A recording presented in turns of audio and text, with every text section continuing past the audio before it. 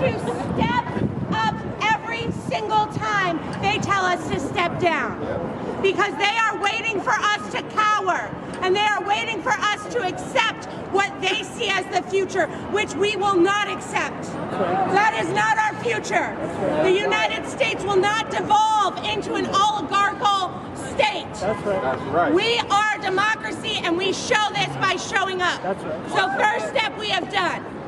Second step, the state must lead. The state has not been taken over. The state knows what New York needs. And we know that the #1 need in this state is housing. It is the core of our public safety issue. So the state must step up, and we must pass the incredible bills that we have introduced, starting with HAVP, the Housing Access Voucher Program.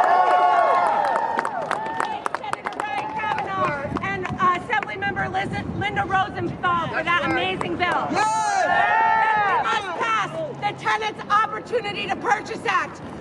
We will not fall behind Donald Trump.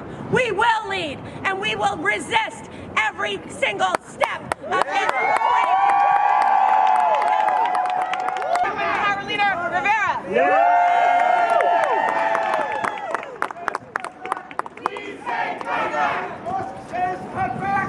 We say fight back. Musk says fight back. We say fight back. Musk says fight back. We say fight back. Fight back. All right, good. Fight back. Fight back. Fight back. Fight back. Fight back. Fight back. Good morning. I just want to let people know that City Hall let 300 people in here right now. But let's not forget about the 100.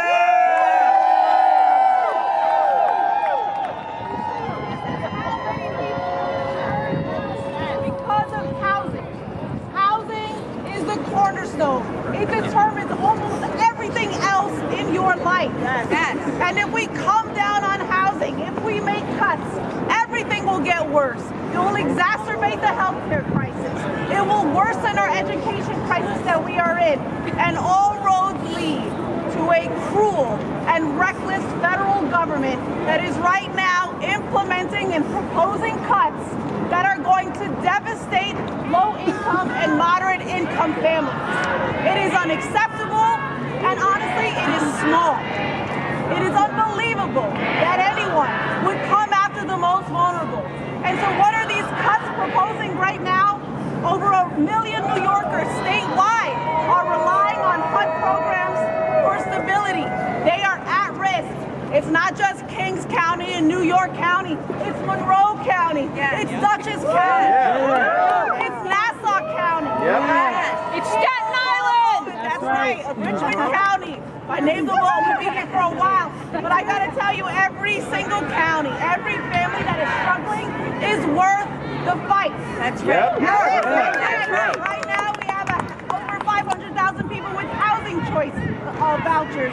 We have 9,000 people who are depending on the continuing of care. These are people who have already escaped homelessness, who are trying to get back on their feet. And when we see over $3 billion in cuts to the Community Development Fund, when HUD is facing massive layoffs up to 84% of their staff, that is devastating. So really, statewide, we have to keep fighting. We have families, veterans, people with disabilities who are afraid that their rental assistance is going to end as soon as April 1st. This federal government is going to put people in the streets.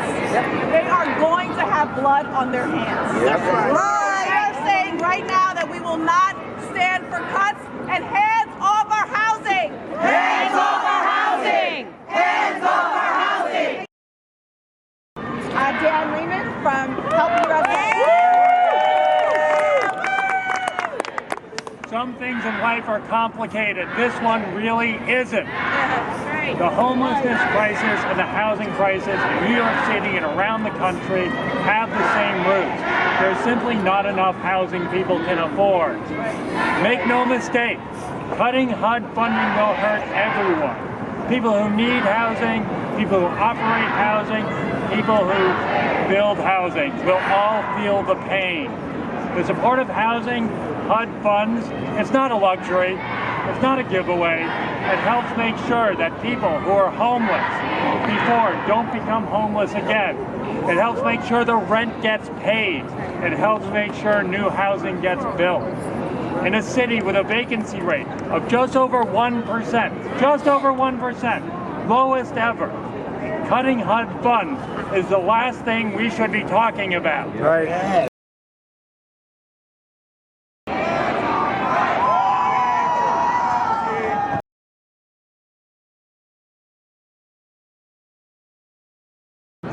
When they cut housing, it's not just a housing cut.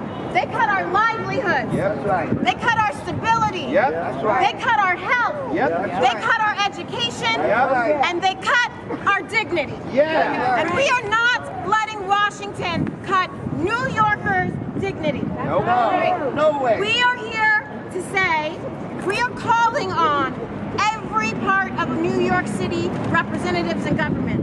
Where's our New York City Council to stand with us? Where's our New York Mayor to stand with us? That's right. Where's our New York State Legislature to stand with us? Many of whom are here. Where's our New York State Governor to stand with us? And where is our New York State legislators in Washington that need to stand with us? Everybody needs to be standing up because we're calling for safe public housing. Yeah. Saving housing. Safe fair housing. Safe public housing. Save public housing. We want to save fair housing. Save fair housing. We want to save Section 8. Save Section 8. We want to save supportive housing. Save supportive We housing. want to save affordable housing. Save affordable We housing. want to save senior housing. Save senior We housing. are here to save housing. Listen up. Life, it isn't fair. But you know what is? Housing for all. Yep. Imagine a New York where no one is denied housing based on who they are. A New York where every individual, regardless of disability, race, color, gender, income, religious beliefs, and background, has the opportunity to live in a community of their choice. So it's important for us to protest and to rally against all this because HUD is very important for people in Section 8 and veterans, and there's a lot of programs under HUD that if HUD loses funding, those programs get cut severely. People lose homes, such as, New York has City Flex vouchers, but, if people lose their vouchers, it's bad. And I can't see this. I mean, Elon Musk, he's an idiot. I'm sorry. I absolutely think that we should not let people who are in corporate America make policy or decide where our funds are spent, because all they're going to do is put it in their pockets. They're going to get the tax cuts, and those of us who are lower income, middle class, we're literally going to be classed out. And for what? Because someone else wants to keep another $1 trillion in their bank account. It just makes no sense, and we need to fight it, and we need to all come together. I've always said small voices gather together, make a really loud roar, and it's important that DOJ does not do these cuts, that none of these cuts happen.